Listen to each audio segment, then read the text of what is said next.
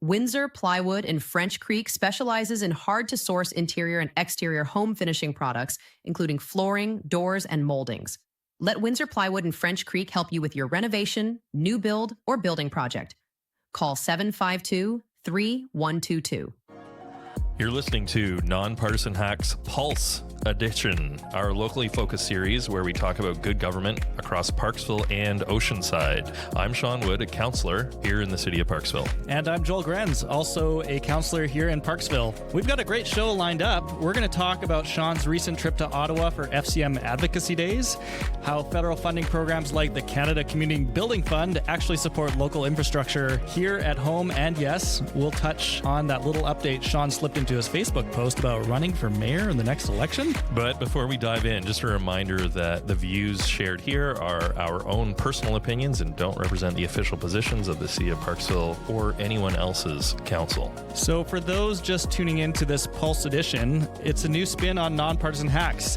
Our main podcast looks at good government policy, politics across Canada, and the Pulse edition is a little bit more focused on Parksville and the Oceanside area.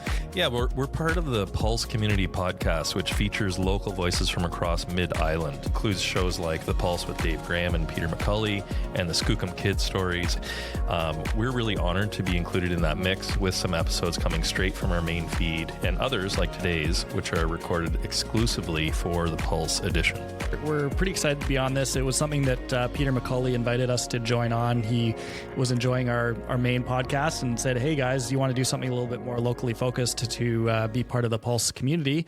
And we said, yeah, we'll give it a try. And here we are. So this is our first official Pulse edition podcast. Big thanks to Peter McCulley for, kind of getting us onto the Pulse edition. People who have listened to our other podcasts know that normally we record on my deck, but today we are somewhere unique. Where better to kick off a local edition than at Spark House, which is Parksville's newest co-working community right in the heart of downtown. Yeah, this place has incredible energy. It's got open desks, private offices, and a real sense of collaboration.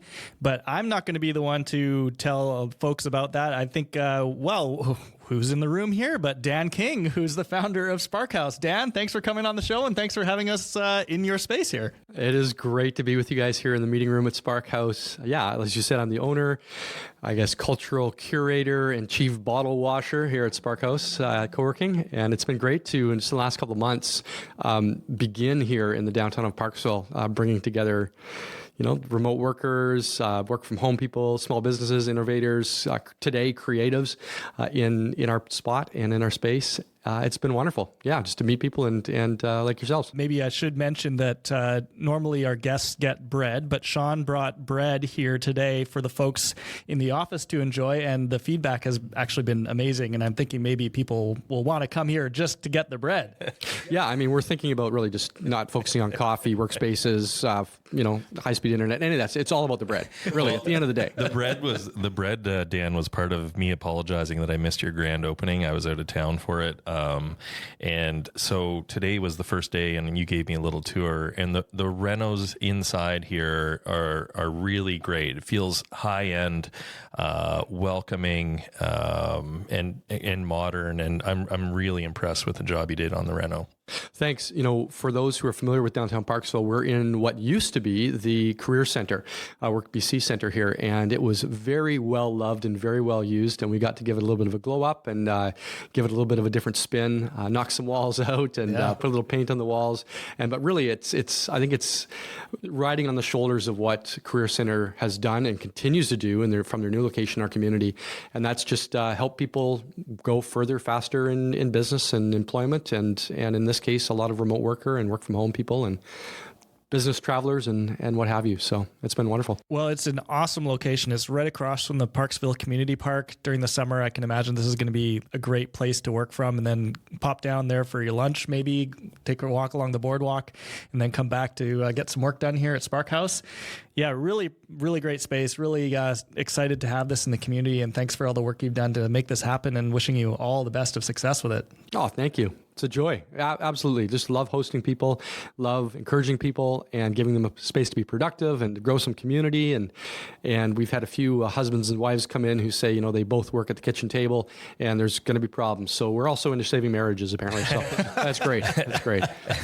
That's a great purpose. And so Dan, sparkhouse.ca, if people want to learn a little bit more and if they want to kind of book a space or come in and check it out and meet you and you can give them a little tour. Indeed. Yeah. The best thing to do is check that website out. There's a button actually on the homepage. They can schedule a tour to make sure that myself or somebody else is here to show them around and off and running for sure.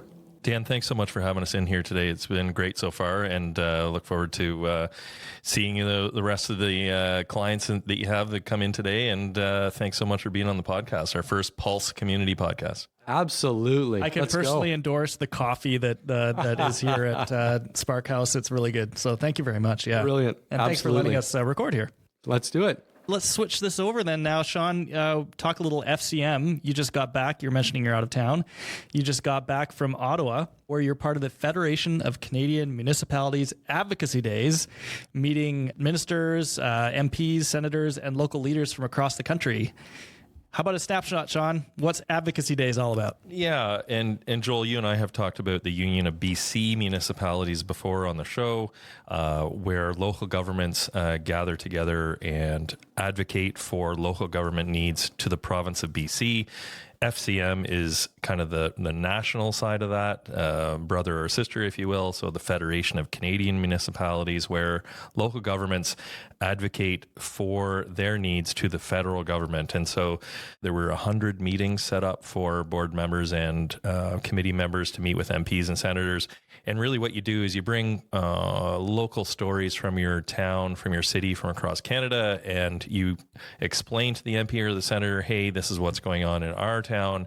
This is how more federal funding would help us with those infrastructure asks. Yeah, I was able to participate in it last year, so have a bit of a flavor for what it's like. But for folks who don't, first of all, it's really great to just be in Ottawa and how it's a place where all this stuff is happening and the action's at in terms of government. So for government nerds like me, it's pretty exciting to be in a place like that and to also be able to meet with folks from across the country who are in local government.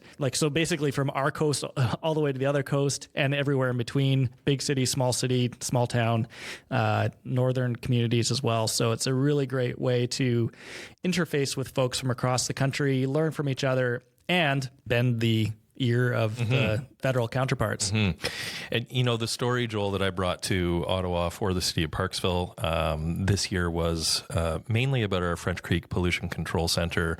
The initial budget was $70 million, and we're hoping to finish it off at about $140 million. Hoping to, as in that's the maximum that we're hoping it will be. Yes, exactly. Procurement and keeping estimates within, your initial estimate is really tricky because the general contractors have to deal with their supply costs as well along a long-term project like 2 or 3 years, whatever it might be. And so the province has kicked in about, I think, $8 million, and the feds have kicked in maybe $10 million on this project. But with the province and the federal government asking us to build more homes, part of that building homes is the infrastructure that supports those homes. And so what isn't covered by federal or provincial grants will go on to property taxes, and we really want to minimize that as much as possible.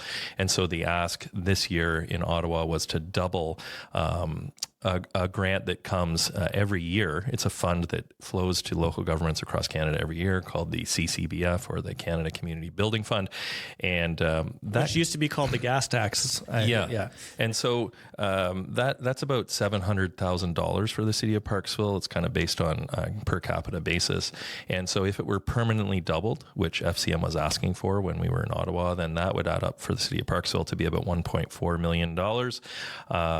And a 1% property tax increase in here in the city of Parksville is about $200,000. So you can imagine that, going from $700,000 to $1.4 million a year from the federal government would be a huge relief on property taxes to go to large projects like this, which support the goals of the federal government in building those homes. And so that's kind of the pitch that we had in Ottawa. Yeah, so that's the specific story you're bringing from the Parksville area, Oceanside area, is the French Creek Pollution Control Center. And folks who may not be familiar with that terminology, it is the sewage treatment center in our area. And if you drive past French Creek anytime these days, you'll probably see it's under construction right now. They're building the frame last time I went past there. So it is underway, and it's going to cost a lot of money to complete. And that's where advocacy at the federal level to help support the infrastructure required to build housing that the federal government is really putting poking the stick at us about, like, please build more housing. We can't do that at the local level if we don't have the supporting infrastructure. And so that's where the advocacy comes into play. Yeah, and FCM staff are really great. We're advised to bring stories from our local government. And so you'll have stories from much larger cities than Parksville. We have kind of coming up on 15,000 people. And you have stories from smaller places than Parksville. But when you bring that personal story of your own city, you can see that the MPs and the senators are taking notes, their staff are taking notes, and kind of the discussion becomes very relevant to the people who are in front of them. And when they're rubbing shoulders with, whether it's the Minister of Finance or the Prime Minister, whoever they are, they're like, oh, we just had, maybe they say, hey, we just had, Councillor Wood from the city of Parksville, they have a pollution control center that they're trying to build, and the numbers are really expensive for them. If we can permanently double the CCBF, that would be a big help to them building the homes that they're building for us. But anything extra goes on to property taxes, which, as we've talked about in other podcasts, Joel Grenz, that, we're taxing the homes as we kind of chase home affordability. So maybe a little bit on the actual nuts and bolts of this Ottawa FCM Advocacy Days. Can you give a bit of a rundown of what happens while you're there for Advocacy Days and what the process is of doing this ear bending, elbow twisting? Yeah, so everyone, when you arrive in Ottawa, I think I was there for 3 nights. When you arrive, FCM staff have a little bit of an itinerary that's customized to you. And so you get to see who your meetings are with, MPs and senators, where those MPs and senators are from, where they're representing their ridings, and they're kind of from across the country as well. So it's not like I'm just in rooms with BC MPs or BC senators. And then there's also board meetings. There are political briefings as to what kind of the goings on is currently in Ottawa, what the atmosphere is like, because it's different every year. This time last year when you and I were there, it was going to be blue federal conservative government for sure majority, because we were there first week in December. And it's like, there's no question, this is what is coming. And so this is who we really want to bend the ear of. And then by the spring, that was completely in question. And now we see a minority, close to a majority, federal Liberal government. Yeah, so, maybe by the time of this recording is released, it'll be a majority. And so FCM staff do a really great job of giving you that heads up. Hey, here's the situation. Now that you're here in Ottawa, here's the situation that we are seeing. And they have excellent staff who are on the ground and understand what the climate is. And that really helps you get that political briefing before you get in the rooms. Who are you talking to? What are the lenses of that MP or senator is looking through things? What are they doing in the House of Commons? What's going on for them? And then you can kind of tailor your message to a little bit so that it lands really well with them and plants, a seed in as fertile ground as you can get when you're chatting with them. Yeah, and I think that's one of the key things to highlight in terms of what FCM staff is doing is that they're trying to make sure that the policies are framed in such a way. So the policies that FCM is advocating for on behalf of all the local governments across Canada is kind of tailoring that message in a way that will land well with whoever is in government of the day. And as you mentioned last time when we were there, it was looking like imminently that the Conservatives would be taking over government. This time I can imagine it would have been a little bit different, with not only is it it's a red government and a Liberal government, which was not anticipated last year, but it's also a government that was about to release the budget. So how did that kind of work differently, knowing that the budget was being actively worked on while you were there for Ottawa? Yeah, in Ottawa. Often we try to schedule these advocacy days, say in the late fall with a spring budget coming out. This year was a little bit different. And so honestly, the budget was probably locked up already by the time we were there, but that doesn't mean that you're going to give up on advocacy, and there can be revisions to the budget. Maybe they come out with something a little bit different in the spring, and amendments as well that I think they're still working through amendments right they now. Are. It hasn't been passed or failed, and it'll probably pass. But I also want to, have a shout out to the CEO of FCM, which is Carol Saab, and the current president of FCM, which is Councillor Rebecca Bly from the city of Vancouver. They've done an excellent job this past year, and we really hit the ground running when you land in Ottawa. Staff have packets for you, and you get your marching orders, and you get out there and you do a really great job in those offices. And they kind of have a little army that shows up for them, army of elected officials, and you get out there and you get into those meeting rooms and you leave messages that are relevant,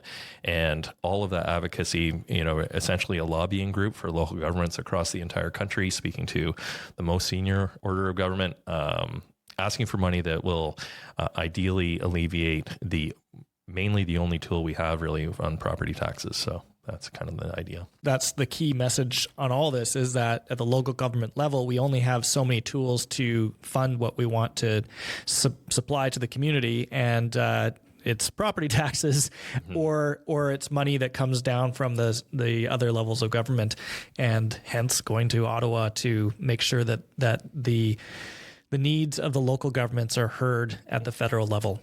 These meetings themselves are small group meetings with individual members of parliament. So you'd have a group of local government folks from kind of a spectrum from across the country put together into kind of like little cohorts that meet with the MPs, maybe in their office. I did one last year with the senator, and we're actually in a meeting area in the Senate kind of building. I don't know what it's called there. It is the old train station. It's a really cool building. It is a former train station. It's just gorgeous in there. And so I found it very interesting to hear on the Senate side in particular, because that's part of the federal government that doesn't get a lot of attention, but they really do a lot of debate around all the legislation that comes through. They have their own committees, they have their own discussions and their own dynamics within the Senate that was new to me to learn about. And very interesting to be able to bounce the ideas off of sort of kind of have the local government, which is sort of the smallest level, and then all the way to the Senate, which is kind of like the big show in a lot of ways. And so it was really interesting to be able to share our perspectives. I don't know if you did any Senate meetings this time. Yeah, we met with Senator Duncan Wilson, and he's a BC senator. And it was great because he was all ears. I think he's been a Vancouver Park Board commissioner, I believe, in the past, and he's had some other roles as well. But it was cool because it's not their typical role to deal with local government as a senator. And he and his staff were taking notes, and he's like, how can I help? Can I write a letter? Because I'll definitely do that. And so we said, yes, that would be great. And so as soon as you hear like, how can we help? It was really positive and encouraging. And he obviously has other contacts in BC with regards to MPs and the Prime Minister, et cetera. And so you leave them with a story that is very applicable to your local government, and they go away and they're wondering how they can help, because that was a great positive meeting. They totally understand the problems, and they want to see if they can, help move the ball a little bit more and, help get a little bit more federal funding to local governments. Yeah, which is one of my favorite words in terms of getting things done is collaboration. Absolutely. And when you're able to collaborate with other folks that are able to manipulate some other levers that we don't have access to, but if we all kind of work together to get things moving forward by everyone pulls the levers they have, right? So that's really encouraging to hear. And I think maybe building on that, what would you say to someone in the community like, oh, you go to Ottawa to do this FCM thing? Before I was in local government, I didn't know about FCM. No, neither did I. Yeah. So what would you say to someone? Like, what's the value? What's the importance of doing this? And maybe what's the cost benefit on going to Advocacy Days in Ottawa? The idea is, and we go back to our only tool at local government really is property taxes.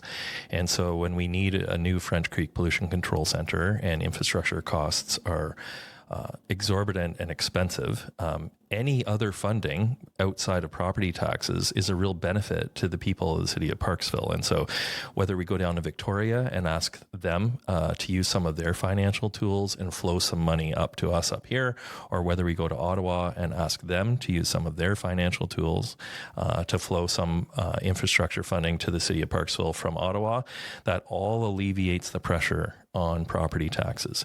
You know, how effective it is and what money flows in, you're going to keep doing that advocacy, whereas some years you wish you had more money from, say, Ottawa in this case, and some years they have doubled this fund in particular. They have doubled it in the past temporarily. And for that year, you know, the city of Parksville saw extra federal funding come into our budget here in the city of Parksville, and that allowed us to put a little bit money away for a rainy day when a pipe breaks, for instance, or for infrastructure. And so that's the goal, is to get to Ottawa and just ask them to flow a little bit more of their federal funding and alleviate some of the property tax pressures that we see in the city of Parksville. Yeah, and I think it should also be added that to have someone going from Parksville as part of this to the Advocacy Days in Ottawa, I think it's actually kind of unique. Not all communities have someone from their community going to Ottawa, going to Victoria, going and doing this advocacy. And in Parksville, this council, one of our strategic priorities is to do more advocacy. Mm-hmm. And so what you've done here to go to Ottawa this past October, and then you and I went last year in December, it's very much connected with our priority as a council to make sure that, recognizing that we can't do everything here in Parksville. There are lots of needs in the community. There are lots of demands on finances, and those finances largely come from property taxes. Mm-hmm. So we have what other options do we have? Well, we can go advocate and say, make sure that Ottawa and Victoria understands what the challenges and opportunities are in mm-hmm. Parksville and our region. And that when they understand that and become aware of that, then it only enhances and improves the kind of policies that come out of Ottawa and Victoria. Yeah, and it's a real honor to be able to represent the city of Parksville, say at UBCM, on the board of UBCM, or for UBCM Advocacy Days, or on committees for FCM, as you and I have done with FCM.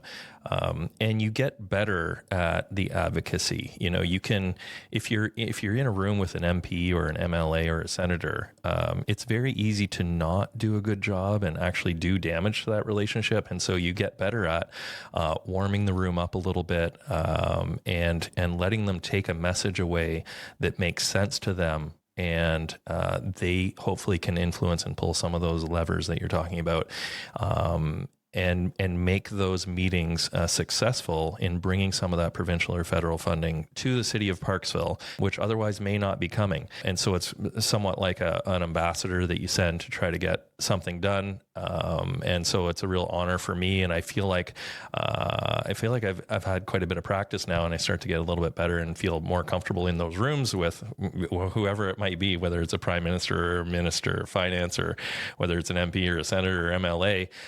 You kind of get comfortable in your own skin and comfortable in those offices and comfortable with the message that you want them to take away. And then there's a greater chance of, say, FCM in this instance being successful in their ask to get more federal funding to local governments and alleviate a little bit of that property tax pressure. Yeah, and plus it's the opportunity to get to know other folks in these other positions. Yeah, for and, sure. And it's very valuable to have those relationships mm-hmm. that maybe this year establish the relationship, maybe 3 years down the road, there's an opportunity for that relationship to benefit Parksville. Sure. If there's a need in Parksville, or we've had things come up in Parksville where leaning on those relationships is very helpful.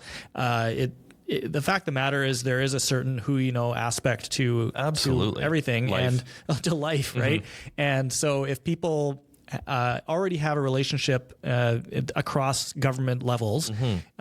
It helps. It's back to that collaboration thing. It helps get better results when people are able to work together collaboratively, stop fighting and bickering, and stop getting in their tents and their colors, but actually working together.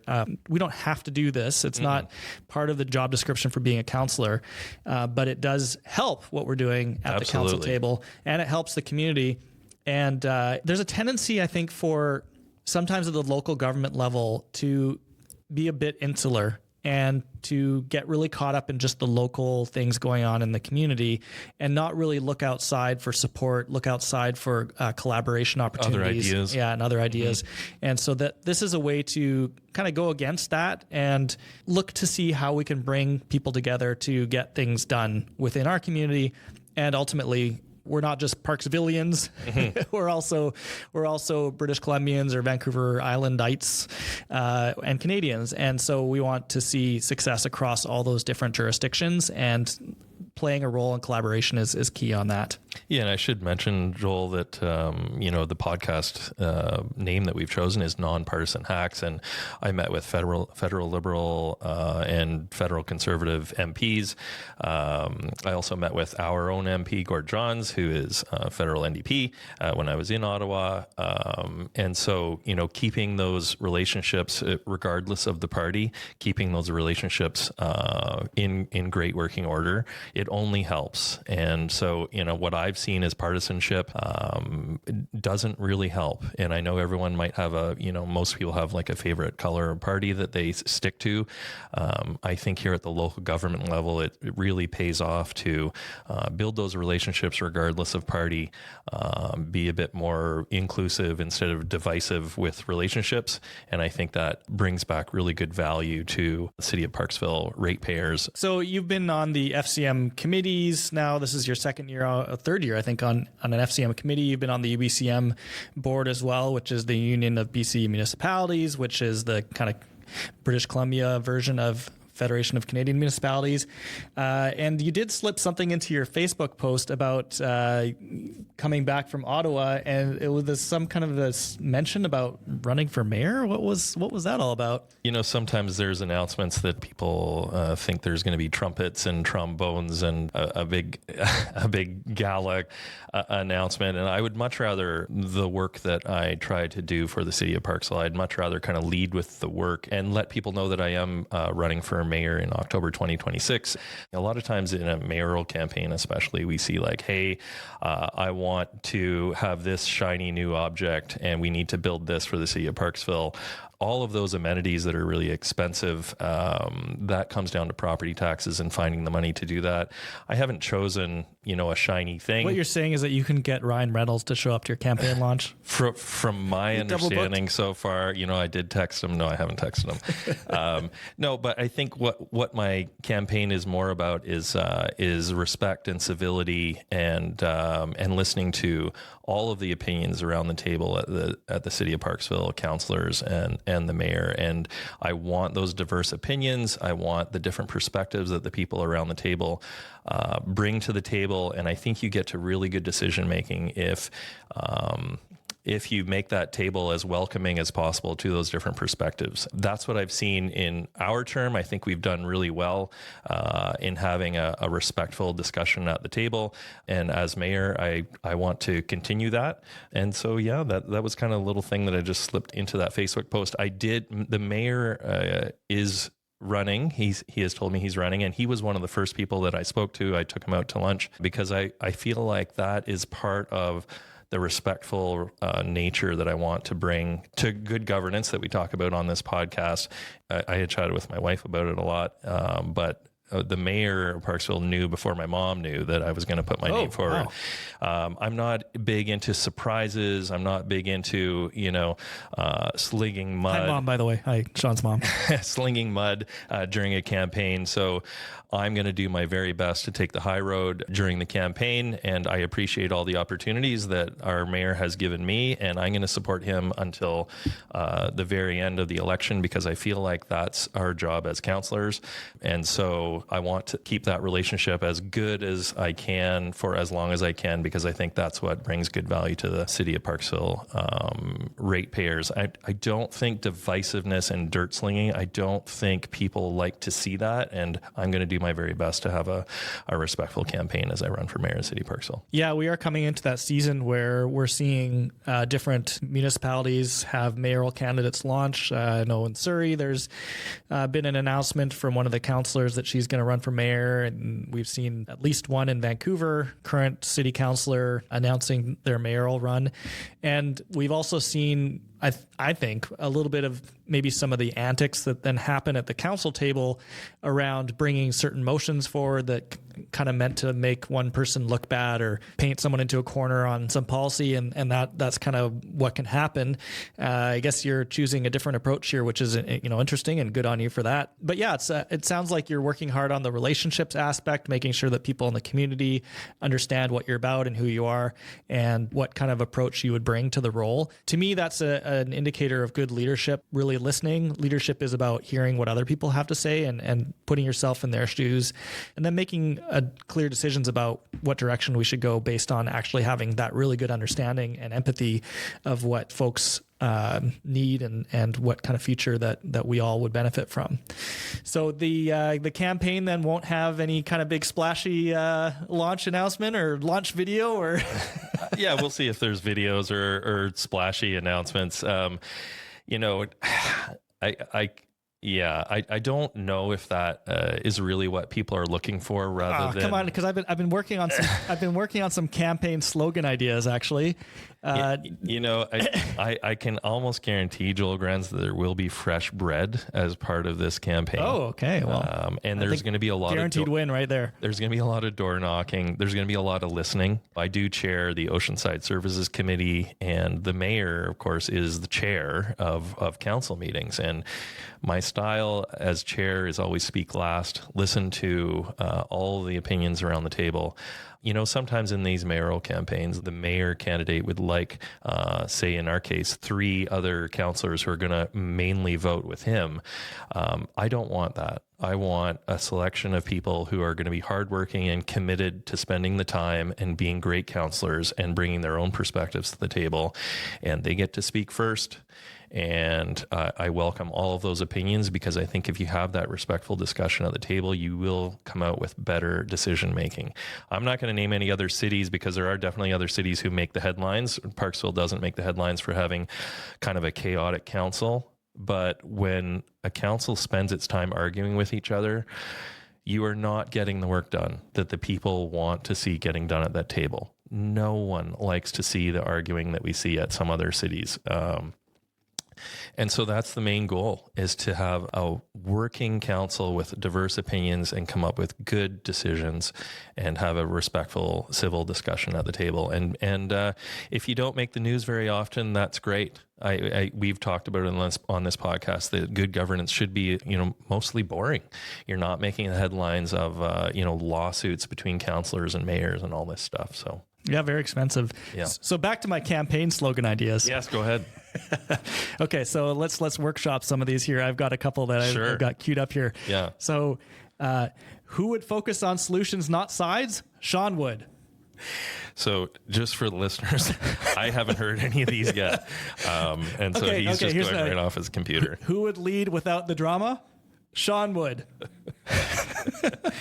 Obviously, the spelling is WOOD on these, Joel Grenz. The last campaign, you had your wood rounds signs that say "Vote Wood" on them, and those are great. People loved the wooden signs. They do love it. They love it. And the wood pun is used a lot, but I think we can really explore a bigger range of pun possibilities with the wood.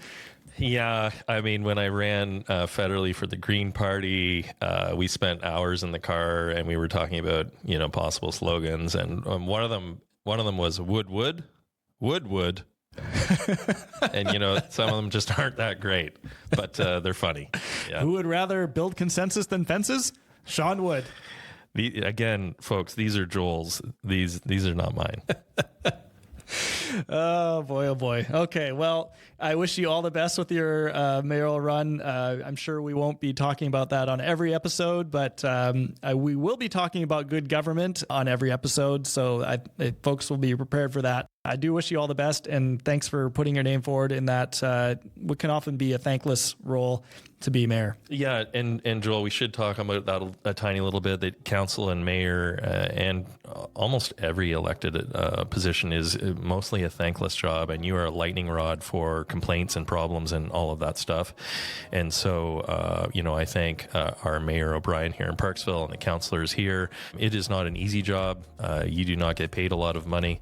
and you are a lightning rod for complaints. You're essentially the complaints department. And so whoever wants to put their name forward, it's easy to complain on Facebook, but put your name forward and run as a councillor or mayor to experience it yourself. Yeah. I think that's probably a good place to end the first official Pulse Edition Non-Partisan Hacks. Thanks everyone for listening. If you haven't already, go check out our main Non-Partisan Hacks feed for more episodes. We have a bit of a back catalog now. We've been doing this for a few months, including our most recent one, which was called Destigmatizing Stigma.